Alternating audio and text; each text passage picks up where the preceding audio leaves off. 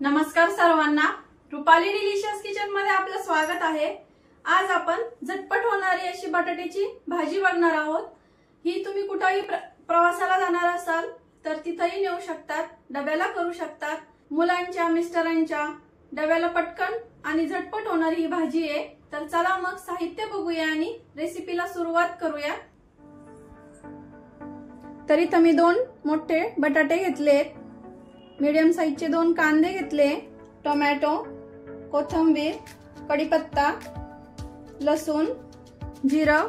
हा आमचा घरगुती लाल मसाला आहे, नाशिक स्पेशल लाल मसाला आणि नाशिक स्पेशल काळा मसाला। तुम्ही ऑर्डरही देऊ शकता ऑनलाइन, तर नक्की टेस्ट करून बघा।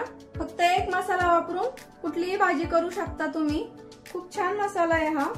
हळद, धना पावडर, चवीपुरतं मीठ घेतलंय। आता कांदे आणि बटाटे, टोमॅटो कट करून घेते आणि लसूण आपल्याला इथं ठेचून घ्यायचं आहे। तर इथं सर्व तयारी करून घेतली, आता सगळं कट वगैरे करून घेतलंय। आणि बटाटा जास्त मोठा किंवा छोटा असा कट करायचा नाही, असा मध्यम साईजचा करायचा, म्हणजे छान शिजतो आणि खाताना पण छान टेस्ट लागते। आता हा काळा पडू नये म्हणून पाण्यात ठेवलाय, तेल गरम करायला ठेवलंय। 2 ते 3 चमचे तेल टाकून घेतलंय, तेल कमी अधिक करू शकता। तेल गरम झालं की पाव चमचा जिरं टाकून घ्यायचंय। जिरं छान फुललं की लसूण टाकायचा ठेचलेला।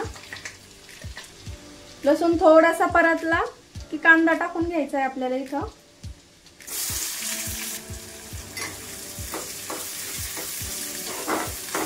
कांदा आपल्याला छान परतून घ्यायचा आहे लाल रंगावरती। कांदा ब्राऊन रंगावरती आला की कढीपत्त्याची पानं टाकून घ्यायची आहे आणि टोमॅटो टाकायचा आहे आपल्याला इथं। आता लगेच टोमॅटो थोडा 2 मिनिटांसाठी परतून घ्यायचा आहे।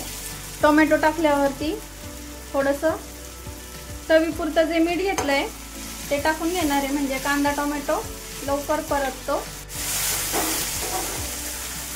टोमॅटो आपल्याला एकदम असं मऊ नाही करायचा आहे, थोडंसंच परतायचं आहे, एकदम म्हणजे ग्रेव्ही सारखा नाही करायचा आहे टोमॅटो। तर आपले आता कांदा टोमॅटो छान परतून झालाय। मसाले टाकून घेऊया सुके। घरगुती लाल मसाला 1 चमचा टाकते, कमी अधिक करू शकता। पाव चमचालाही कमी हळद, अर्धा चमचा धना पावडर, थोडीशी कोथिंबीर। आता मसाले छान परतून घेऊया। बटाट्यांमधलं पाणी काढून घेतलंय, आता बटाटे टाकून घेऊया कट केलेले। सगळं साहित्य आता मिक्स करून घ्यायचं, कांदा, टोमॅटो आणि बटाटा। चवीपुरतं मीठ टाकलेलंच आहे, तुम्ही इथं चाखून बघू शकता तुमची भाजीला कमी अधिक आहे का म्हणून, किंवा थोडीशी शिजल्यावर टाकलं बघितलं चाखून तरी चालतं। तर आता आपण झाकण ठेवूया आणि आपल्याला या भाजीला अजिबात पाणी वापरायचं नाहीये। ही भाजी अशीच वाफेवरती शिजवून घ्यायची आहे।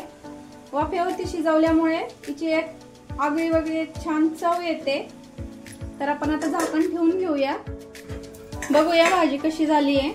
5 ते 7 मिनिटं लागली आहेत मला भाजी शिजण्यासाठी, आणि 1 ते 2 वेळा मी झाकण उघडून भाजी हलवून देखील घेतली आहे, कारण खाली करपू वगैरे शकते। तर तुम्ही पण चेक करा 1 ते 2 वेळा 5 ते 7 मिनिटांमध्ये। तर बघू शकता भाजीचा रंग वगैरे किती छान आलाय, कुठलाही दुसरा मसाला वापरलेला नाहीये इथं। आता भाजी शिजली आहे का बघूया। छान शिजली आहे भाजी आपली। आता भाजी शिजली आहे का बघूया। तर बघू शकता एकदम छान शिजली आहे। आता खाण्यासाठी आपली भाजी रेडी आहे, सर्व करून घेऊया। झटपट होणारी भाजी आहे, पटकन होते, सुचत नाही नसेल काही भाजीला तर करून बघा। मस्त अशी चमचमीत आणि झटपट होणारी बटाट्याची भाजी तुम्ही भाकरी सोबत, चपाती सोबत किंवा नुसता वरण भात जरी केला तर त्याच्या सोबत पण खूप छान लागते ही भाजी। झटपट होणारी मस्त बटाट्याची भाजी तुम्हाला कशी वाटली नक्की कमेंट मध्ये सांगा। आता स्कूल सुरू होणार आहे, तर तुम्ही स्कूलला डब्यालाही देऊ शकता, मुलांच्या किंवा मिस्टरांच्याही डब्याला देऊ शकता। तर रेसिपी आवडली असेल तर लाईक, शेअर, सबस्क्राईब करायला विसरू नका। रेसिपी नक्की ट्राय करा, कारण घरचं जेवण हे खरंच स्वादिष्ट असतं।